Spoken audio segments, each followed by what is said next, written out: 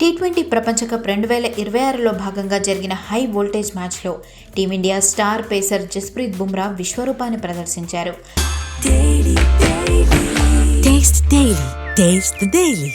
West Indies భారీ score దిశగా ముందుకు సాగుతున్న టైంలో బుమ్రా వేసిన 12వ ఓవర్ మ్యాచ్ స్వరూపాన్నే మార్చేసింది. ఆ ఓవర్లో ఇద్దరు కీలక బ్యాటర్లను పెవిలియన్ చేర్చి వెస్టిండీస్ను వెనక్కి నెట్టాడు Bumrah.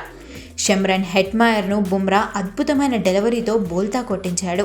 Keeper క్యాచ్గా వెనుదిరిగిన Hetmyer review తీసుకున్నప్పటికీ pavilion చేరక తప్పలేదు. అంతర్జాతీయ క్రికెట్లో హెట్మాయర్ను బుమ్రా అవుట్ చేయడం ఇది 6వసారి. ఇక అదే ఓవర్లో 5వ బంతికి రాస్టన్ చేజ్ను బుమ్రా అవుట్ చేశాడు. చేజ్ ఆడిన షాట్ను ఫార్వర్డ్ ఫీల్డర్ సూర్యకుమార్ యాదవ్ అద్భుతంగా గాల్లోకి ఎగిరి క్యాచ్ అందుకున్నాడు. దాంతో వెస్టిండీస్కు కోలుకోలేని దెబ్బ పడింది. నిజానికి రాస్టన్ చేజ్కు ఈ మ్యాచ్లో 2 సార్లు లైఫ్ వచ్చింది.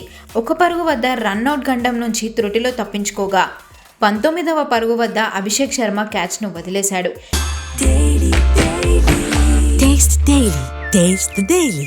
చివరికి బుమ్రా తన మ్యాజిక్ స్పెల్తో చేజ్ను అవుట్ చేశాడు.